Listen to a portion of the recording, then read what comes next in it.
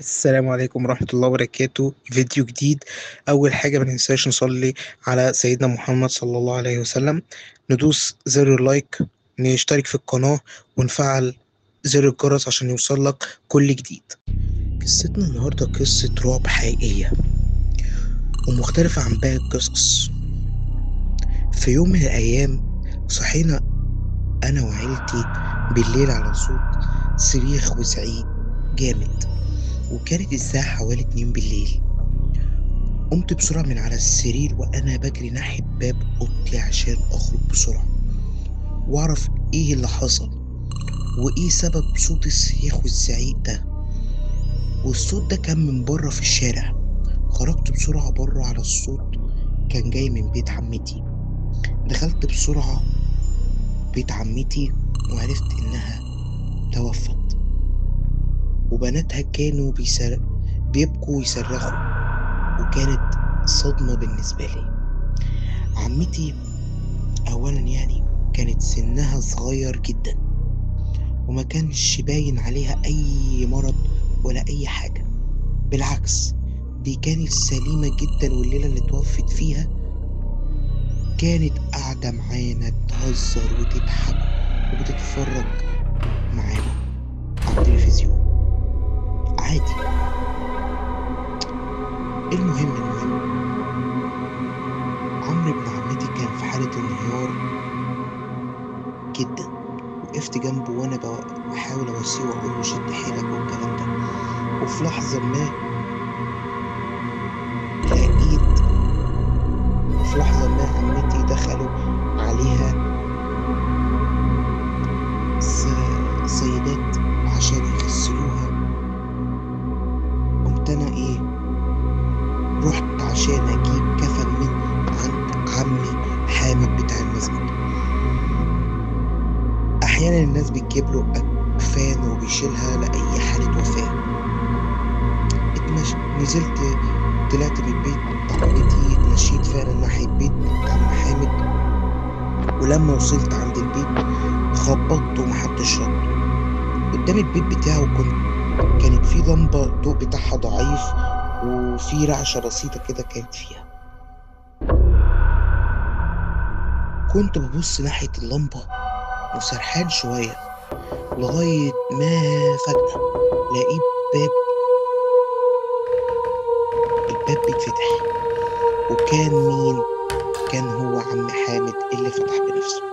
اتكلم أول ما شافني وقال: ازيك يا إبراهيم يا ابني، خير في حاجة ولا ايه؟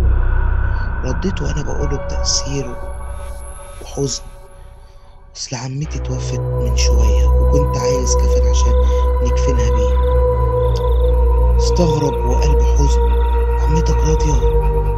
لا حول ولا قوة إلا بالله، الدوام البقاء لله. تعالى يا إبراهيم يا ابني، طب ادخل طيب على ما أشوف لك الكفن.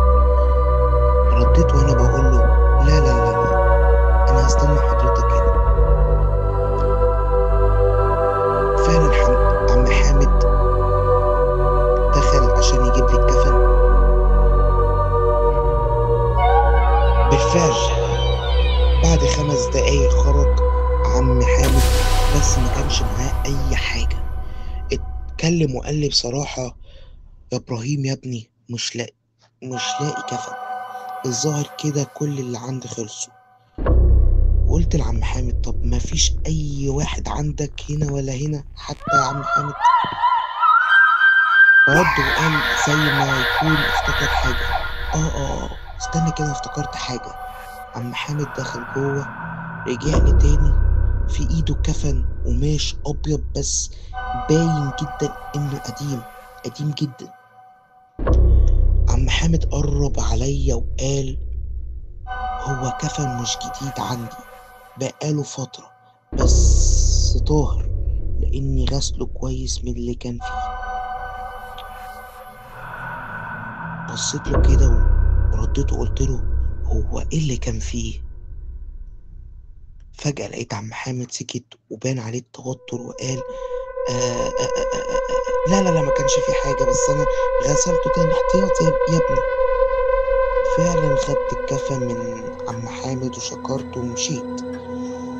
في لحظة ما أنا ماشي في الطريق وشايل الكفن، كنت حاسس بحاجة غريبة. كنت حاسس إن الكفن اللي أنا شايله على إيدي كل ما بيروح بيتقل.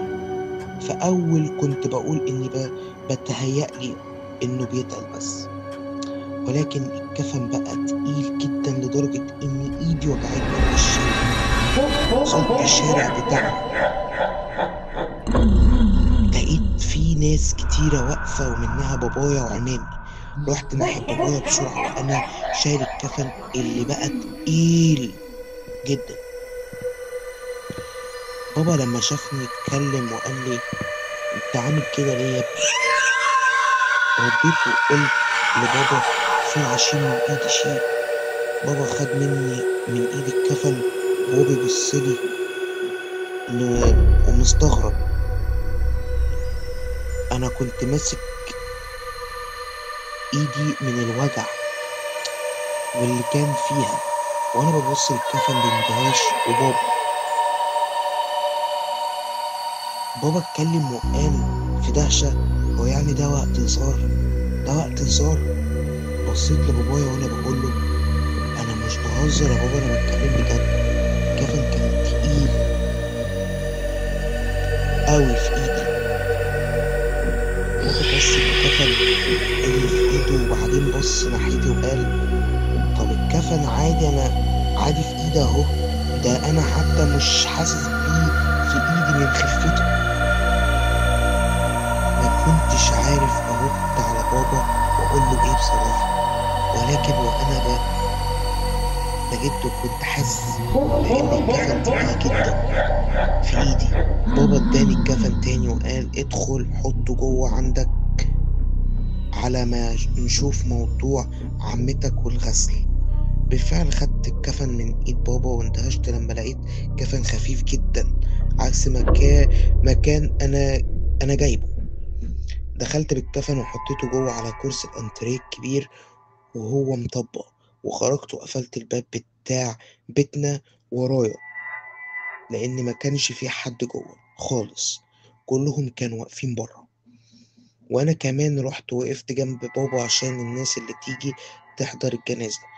وبعد ساعات جه دور الكفن. بابا اتكلم وقال لي روح هات الكفن من جوه وتعالى. وبالفعل فتحت الباب بتاعنا ودخلت. رحت ناحية كرسي الانتريه عشان اجيب الكفن، ولكن اتصدمت واتفزعت من اللي انا شفته. لو عجبك القصة الجميلة تابع وشوف إبراهيم اندهش في إيه.